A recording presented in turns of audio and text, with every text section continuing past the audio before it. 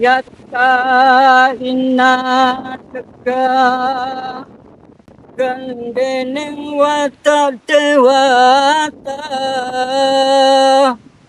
puja sang yang maha meru leh pawitra leng neng dewata kabeh yatareng pawitra ngarannya mangke puja sang yang maha meru kacaritanya nguni.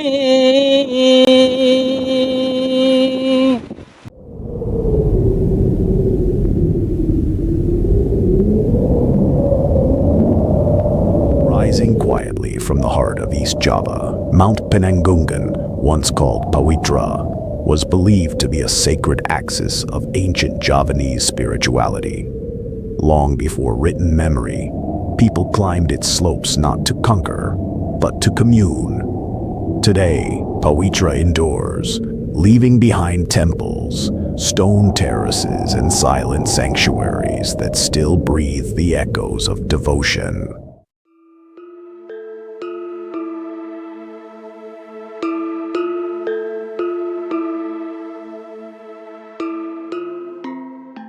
Bicara mengenai Penanggungan atau Gunung Penanggungan, maka perlu juga kita melihat dari asal-usulnya.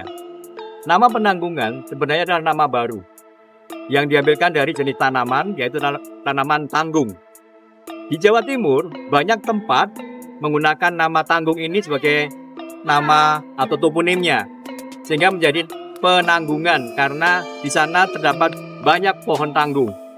Dan di wilayah Penanggungan sekarang ini pun kita mendapatkan paling tidak ada 2 spesies yang mendekati kesamaan, yaitu adanya pohon pucang atau pucangan dan juga pohon jambe. Di sini juga ada puncak jambe. Sehingga nama Penanggungan adalah nama baru, sedangkan nama asli dari gunung ini di waktu yang lampau pada masa Jawa kuno, pada masa Hindu Buddha, sebagaimana tertuang di dalam prasasti suci, yaitu adalah Pawitra.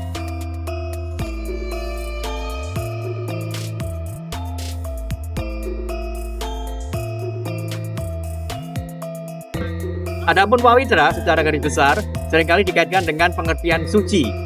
Jadi Gunung Penanggungan atau Pawitra adalah gunung suci.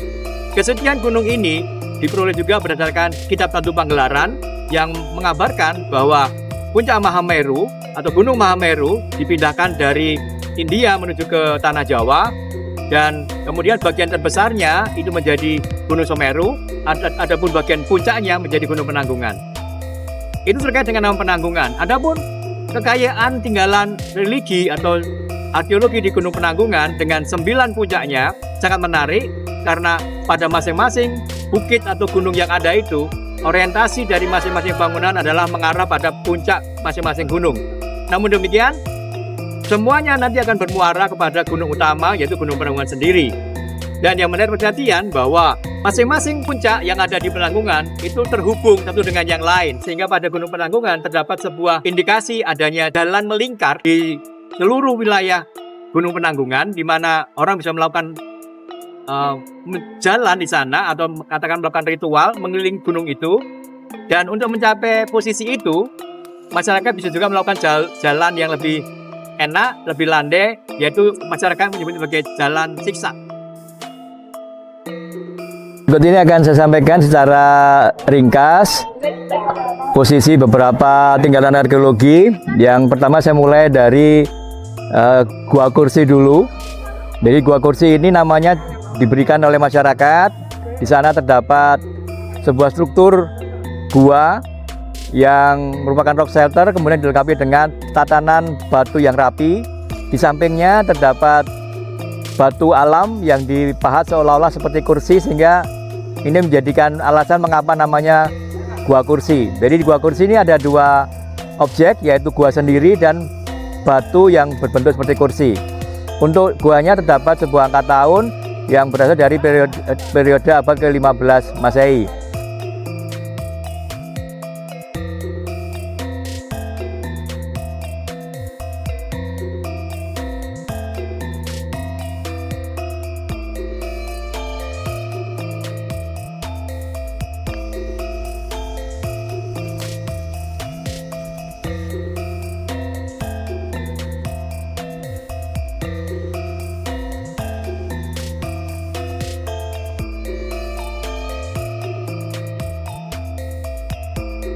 Adapun secara fisik, Gua Buyung itu sebenarnya tidak hanya berupa sebuah gua, namun sekaligus menyatu dengan kehadiran altar, batu altar yang dipahatkan langsung pada batu padas yang ada di dekat dengan gua itu sendiri.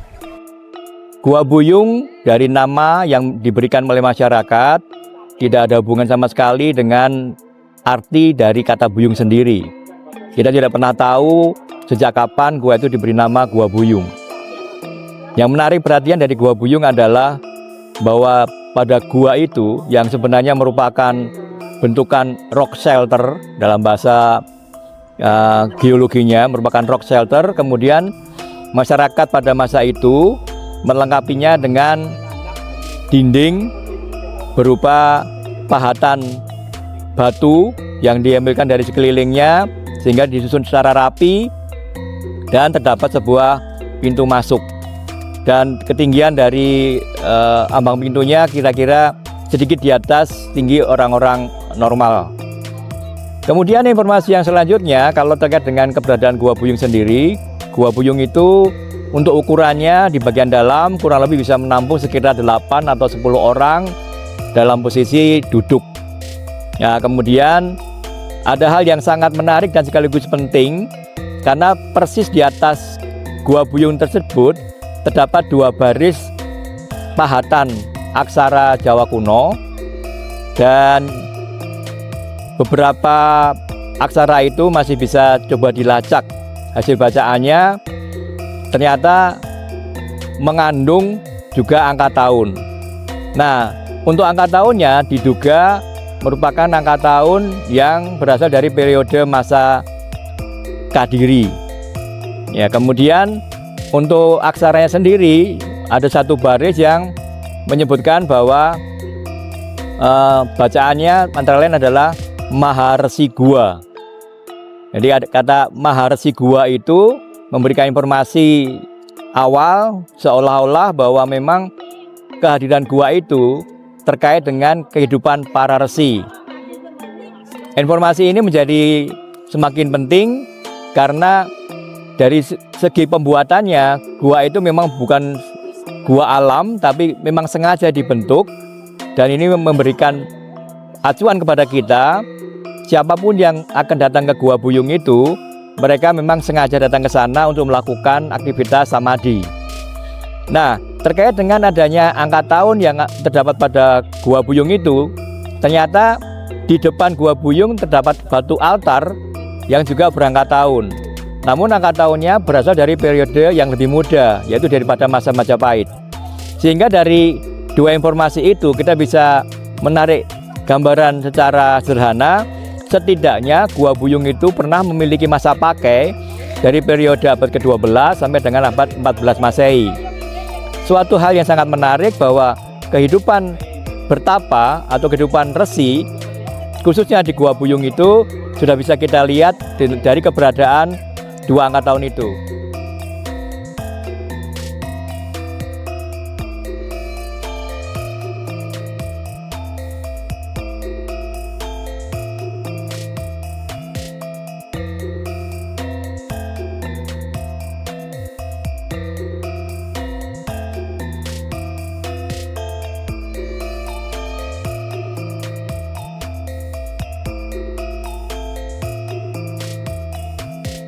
Candi Kama3.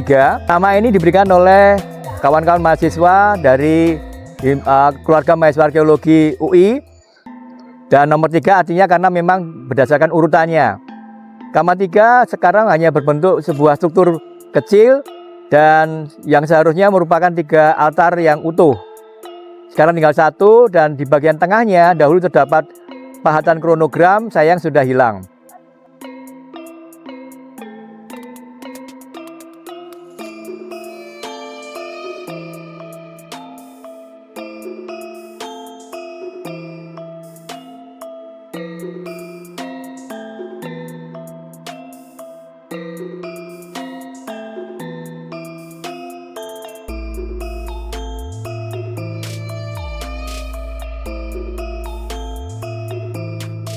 Setelah itu kita bergeser lagi ke atas, kita akan berjumpa dengan Candi Kendali Sodo.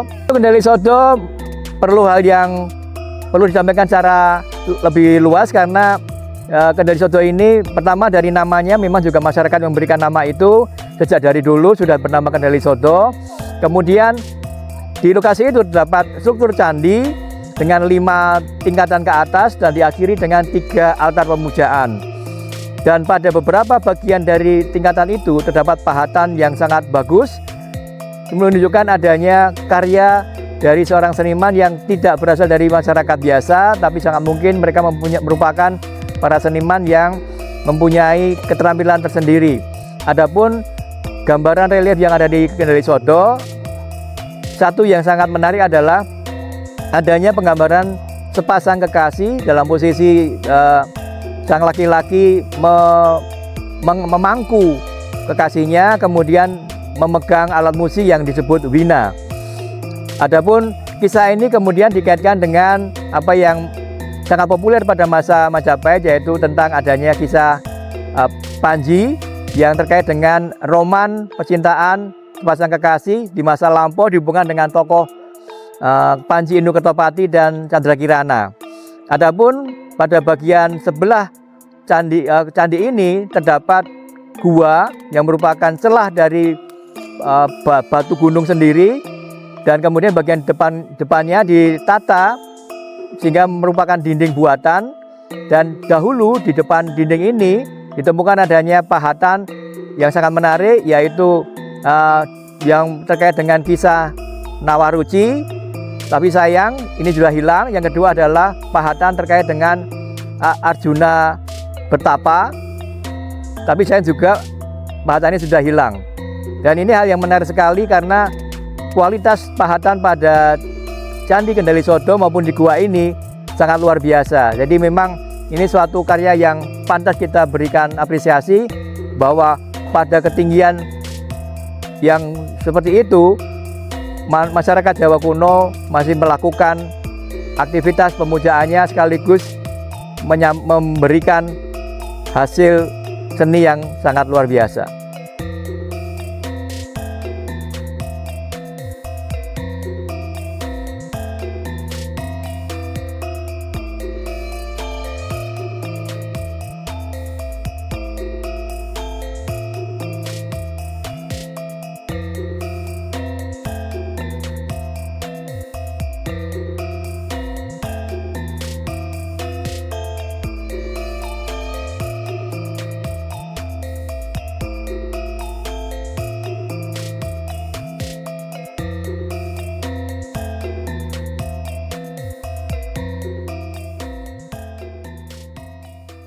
Candi Naga. Ini menarik juga karena ternyata di wilayah Gunung Penanggungan, candi yang menggunakan nama naga tidak hanya satu. Dan ini tentu membutuhkan penjelasan mengapa kok bisa ada naga satu, naga dua gitu ya. Karena memang masyarakat memberi nama berdasarkan apa yang dianggap menonjol pada saat mereka mendapatkannya atau ingin berikan nama. Jadi persoalan naga ini dilihat dari keberadaan pahatan yang terdapat pada candi itu yang oleh masyarakat diberi nama naga, seperti naga. Nah, fungsi dari Candi Naga kembali lagi sama juga dengan bangunan-bangunan yang lain yang ada di Penanggungan, memang semata-mata adalah untuk pemujaan, dan sayang sekali memang karena keberadaannya kondisinya sudah relatif hancur. Namun berdasarkan foto dari Dinas Purbakala Hindia Belanda, kita masih bisa melihat bahwa di masa lampau keberadaan candi ini yang juga pada posisi di lereng, di kemiringan, itu dahulu masih agak banyak strukturnya, namun sekarang belakangan sudah mulai susut jumlahnya karena kondisi alamiah, termasuk juga karena longsor. Jadi di Penanggungan tidak hanya ada satu Candi Naga, tapi juga ada Candi Naga yang lain.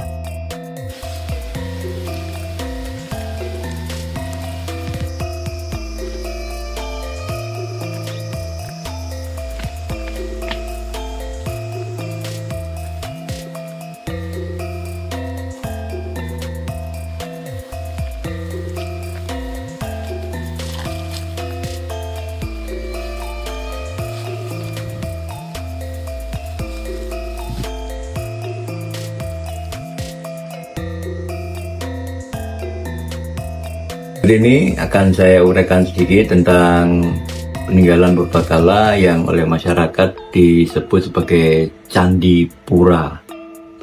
Nama ini diberikan oleh masyarakat tentu saja tidak berdasarkan data tertulis atau prasasti yang pernah ditemukan di sekitar candi itu sendiri, melainkan memang nama itu adalah pemberian secara bebas oleh masyarakat. Sama dengan sejumlah candi lain-lain yang ditemukan di wilayah atau areal Gunung Penanggungan.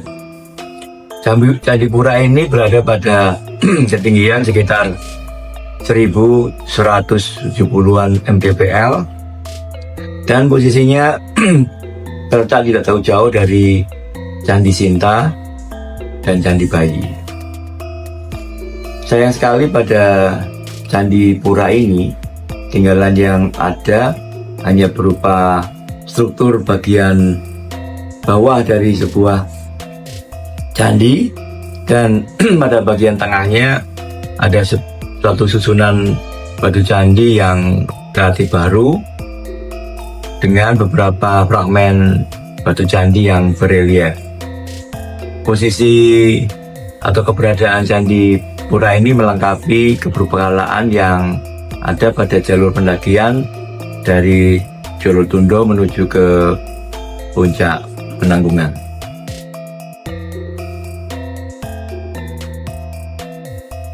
Terkait dengan dua posisi yang oleh masyarakat seolah-olah dibedakan, yaitu Candi Sinta dan Candi Gentong. Sebenarnya dari sisi posisi masing-masing itu, keduanya berada pada satu cakupan satu candi. Memang biasanya di Penanggungan satu candi sering dilengkapi dengan fasilitas seperti gentong atau wadah air. Dan untuk Candi Sinta ini, kembali lagi saya sampaikan bahwa pemberian nama Sinta itu juga oleh masyarakat asal-usulnya, bukan berdasarkan dari informasi yang lain. Tidak ada hubungan sama sekali dengan tokoh Sinta yang terdapat dalam kisah Rama dan Sinta. Jadi hal yang menarik pada Candi Sinta ini adalah di waktu yang lampau pada struktur Candi Sinta ini pernah diperoleh adanya runtuhan dari bagian atas atau bagian altar candi ini yang berupa kalamerga. Hanya sayang posisi kalamerga itu sekarang sudah tidak bisa dipasang lagi karena penopangnya sudah tidak memadai. Namun sekali lagi ini hal penting karena ternyata munculnya kalamerga di Candi Sinta ini memperkuat keberadaan kalamerga yang juga ditemukan pada tempat-tempat lain di wilayah di sekitar Penanggungan. Keberadaan kalamerga ini memberikan suatu informasi yang khusus yang memerlukan kajian tersendiri. Adapun untuk gentong sendiri adalah sebenarnya merupakan fasilitas bagi suatu bangunan suci untuk melakukan ritual keagamaan. Mengingat bahwa pada posisi di gunung untuk mendapatkan air tentu tidak mudah, sehingga keberadaan gentong ini menjadi penentu ketika mereka akan melakukan ritual dan air tersedia pada gentong tersebut.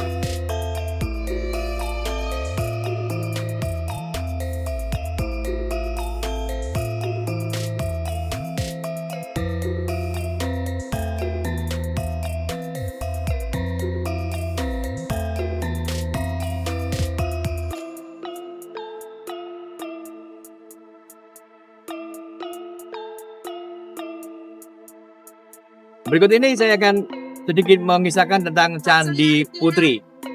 Sekali lagi saya ingatkan bahwa nama-nama candi di Gunung Penanggungan berasal dari pemberian masyarakat. Candi Putri sendiri secara struktur merupakan bentukan candi bagaimana di Penanggungan, merupakan darat berundak atau hunian berundak.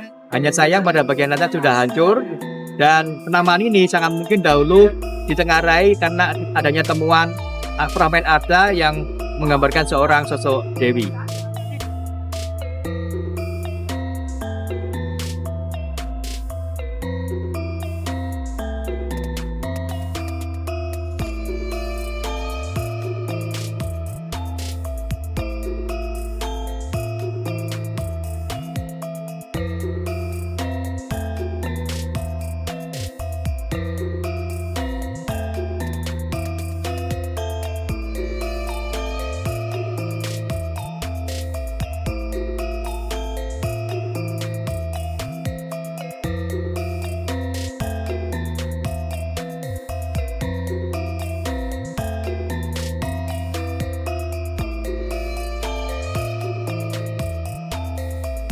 Ya, berikutnya ini adalah candi yang diberi nama masyarakat dengan sebutan Candi Bayi.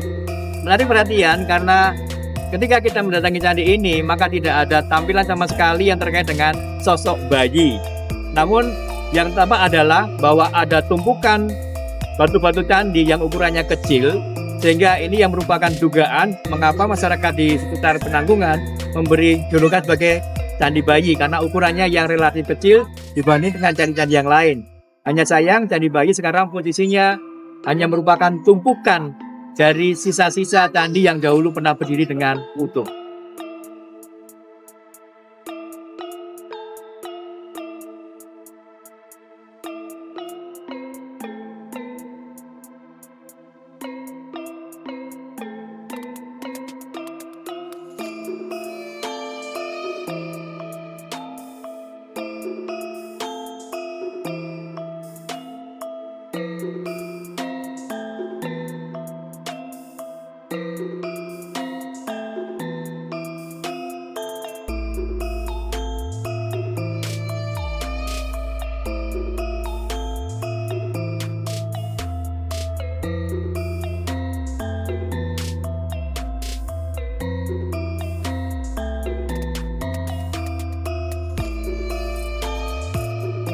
Jolotundo.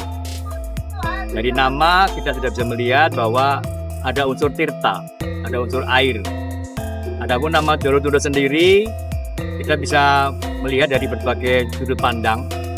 Yang pertama, Jolotundo itu kalau kita mengambil dari kosakata yang membuat menyusunnya Jolotundo, maka kemungkinan pertama adalah terkait dengan urusan Jolo yang dalam bahasa Sanskerta itu jala yang berarti air, sedangkan tundo itu sama dengan sesuatu yang ditahan.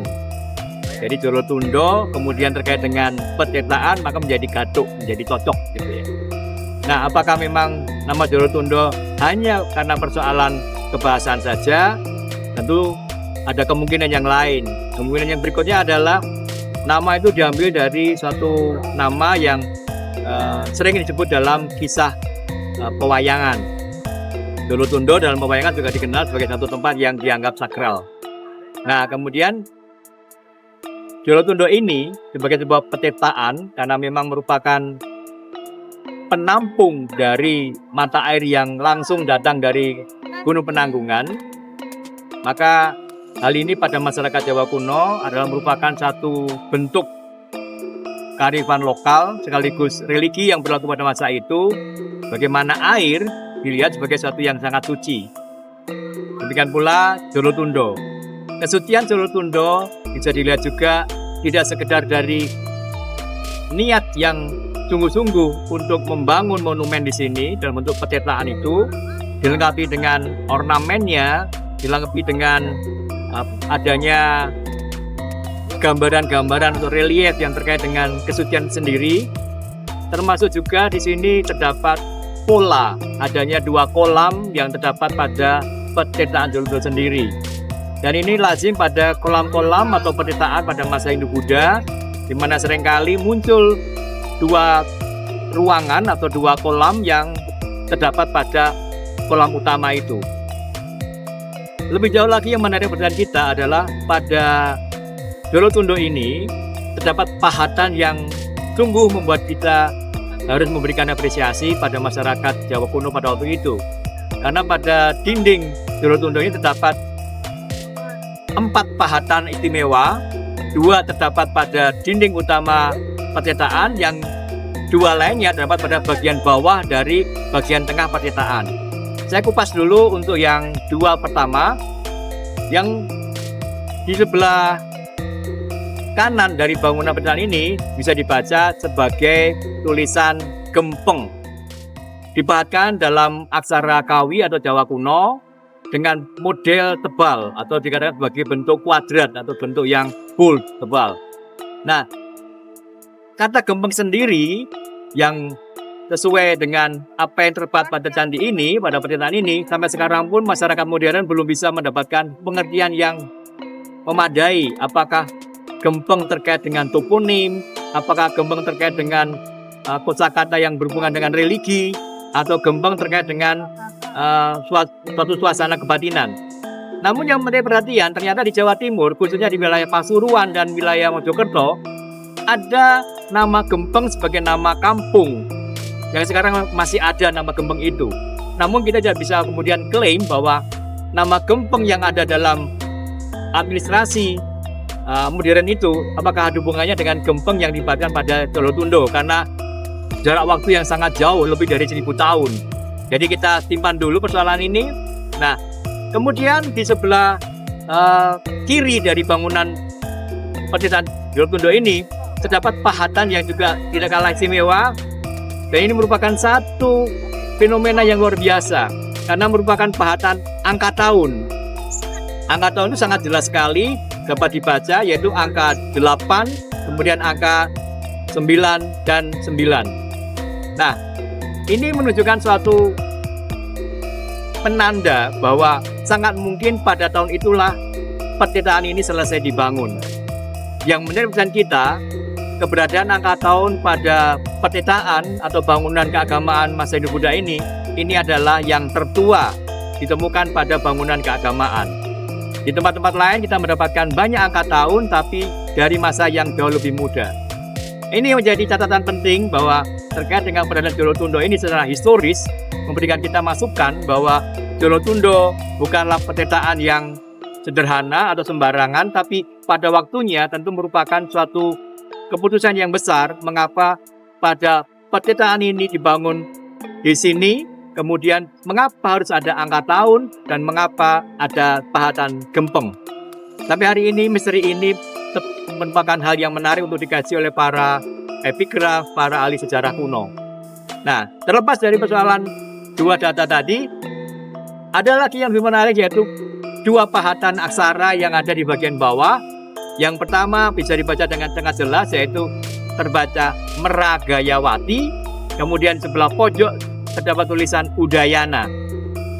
Menarik perhatian kita bahwa Meragayawati itu tidak pernah kita dapatkan nama itu dipahat pada objek-objek, baik itu merupakan prasasti maupun candi yang lain. Demikian juga dengan Udayana.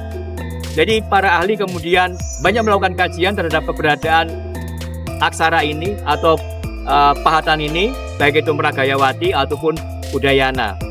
Nah, tapi hal ini tentu saja menarik perhatian karena tentu saja tidak bisa sekedar mencari hubungan keduanya berdasarkan data yang ada di perpustakaan ataupun di museum ataupun di tempat-tempat yang lain, namun harus dikaji juga terhadap konteks keberadaan Jolotundo sendiri, di mana sebenarnya pada bagian tengah pertitaan ini dahulu ditemukan ada sejumlah batu yang berelief, dan masing-masing relief itu ternyata merupakan bagian dari kisah yang sangat populer di masa Jawa kuno, yaitu terkait dengan kehidupan dalam kisah atau epos yang maha besar, yaitu epos Mahabharata. Dan bagian-bagian itu kemudian bisa dideteksi merupakan bagian dari kisah tersebut. Yang menarik perhatian, ternyata hubungan antara sejumlah relief tadi dengan sebutan Udayana ini mengarah kepada sosok yang sangat populer di masa Jawa kuno, yaitu tokoh yang diberi julukan Parikesit. Nah, bagaimana kita bicara mengenai Parikesit, hubungannya dengan keberadaan pertitaan ini, dengan kurun waktu yang ada, tentu membutuhkan kajian yang lebih luas lagi, sehingga misteri atau teka-teki terhadap keberadaan Jolotundo akan semakin jelas di waktu yang akan datang. Demikian juga masih ada misteri yang sangat luar biasa. Ternyata di bagian tengah dari pertitaan Jolotundo itu ada bidang yang kuasi kosong, dan selama ini banyak hipotesa yang diajukan, termasuk misalnya dihubungkan dengan temuan arca Garuda Wisnu dari Trawas yang diduga berasal dari tempat ini. Namun sekali lagi belum pernah ada usaha secara konkret apakah memang dari ukuran arca Garuda Wisnu itu memang cocok dengan tempat yang ada di Jolotundo ini. Namun paling tidak itu merupakan hal yang menarik untuk menjadikan bahan kajian, karena umumnya memang kalau ada hubungannya dengan tinggalan-tinggalan di wilayah Gunung Penanggungan itu bisa saja berhubungan dengan persoalan kehadiran Wisnu dan awatara-awatara yang lain. Nah, ini Jolotundo dari satu sisi. Nah, sisi yang lain adalah sebenarnya Jolotundo ini merupakan struktur bangunan yang mirip dengan struktur yang lain-lain di wilayah Penanggungan, yaitu selalu berada pada posisi kemiringan atau pada lereng, sehingga tidak bisa ditemukan misalnya kalau di dataran rendah itu candi akan ada halamannya, ada pagar kelilingnya. Tapi pada Jolotundo juga demikian. Kita sampai hari ini tidak pernah mendapatkan adanya pagar keliling dari pencetakan ini. Namun di waktu yang lalu sebenarnya ada petunjuk bahwa masyarakat di masa lampau, di masa Jawa kuno, untuk naik ke arah pencetakan ini, mereka akan datang dari arah bawah. Jadi tidak sebagaimana sekarang, pengunjung datang dari arah samping dari pencetakan. Hanya sayang memang struktur penopang untuk naik ke atas ini di sebelah bawah sana sudah dalam kondisi yang hancur. Nah, ini gambaran yang perlu kita sampaikan bahwa bagaimana struktur bangunan keagamaan di Penanggungan itu mempunyai pola penataan yang sama. Pengunjung atau orang yang akan berritual, mereka datang dari bawah, kemudian mereka akan menaiki tangga yang jumlahnya sangat banyak, baru mereka akan sampai pada titik utama dari tempat pemujaan itu. Belum lagi kita bicara mengenai karakteristik dari gaya seni yang ada di Jolotundo ini. Seni pahat atau ornamentasi yang dipamerkan pada Jolotundo ini sangat istimewa dan tidak ditemukan pada candi-candi lain, apalagi yang datang dari periode Jawa Tengah. Dan ini merupakan satu hal yang sangat penting untuk dicatat bahwa keberadaan para seniman yang ikut membangun candi atau penciptaan Jolotundo memiliki kekhasan dari gaya seni sendiri yang oleh para arkeolog sering dikatakan sebagai gaya seni pola awan. Jadi hal-hal yang muncul dalam pahatan ini seolah-olah seperti bentukan awan yang menggumpal, namun sebenarnya merupakan penggayaan atau stilisasi dari misalnya bentuk kala. Bentuk kala tidak akan tampak sebagaimana kala yang biasanya hadir pada bangunan-bangunan Hindu Buddha di Jawa Tengah atau pada candi-candi yang lebih muda di Jawa Timur, misalnya dari periode Kadiri, periode Tumapel atau periode Majapahit. Untuk Jolotundo mempunyai karakter yang berbeda. Itu saja merupakan hal yang layak untuk diajukan sebagai suatu local genius atau keunggulan budaya dari masyarakat Jawa kuno di wilayah Gunung Penanggungan.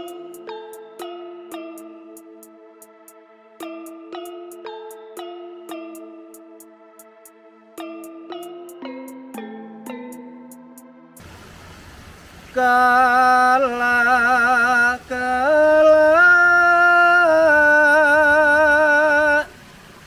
biong sirah anangan di enggal tulungan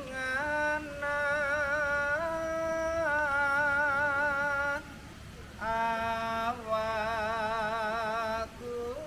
kacemplung ware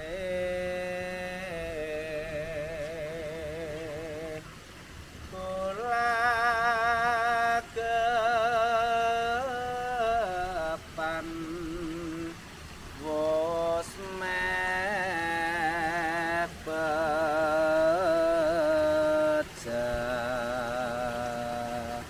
Sehubungan dengan keberadaan kawasan cagar budaya Penanggungan yang memiliki banyak sekali tinggalan sejarah dan arkeologi, seiring pula dengan banyaknya orang datang ke wilayah Penanggungan, maka tentu saja ada persoalan yang perlu diperhatikan. Yang pertama adalah bagaimana melakukan pelestarian termasuk perawatan terhadap tinggalan-tinggalan itu agar bisa lestari di masa depan, dan juga tidak kurang hal pentingnya adalah persoalan sering munculnya vandalisme yang merupakan salah satu kebiasaan buruk dari para pengunjung untuk meninggalkan jejak atau sebagai penanda bahwa mereka pernah datang di sana, dan ini tentu saja akan menimbulkan gangguan pada cagar budaya itu dan bahkan juga berpotensi untuk merusak. Oleh karena itu ada himbauan supaya siapapun datang ke wilayah cagar budaya Penanggungan atau kawasan cagar budaya Penanggungan tentu perlu dihimbau agar melakukan hal-hal yang lebih positif,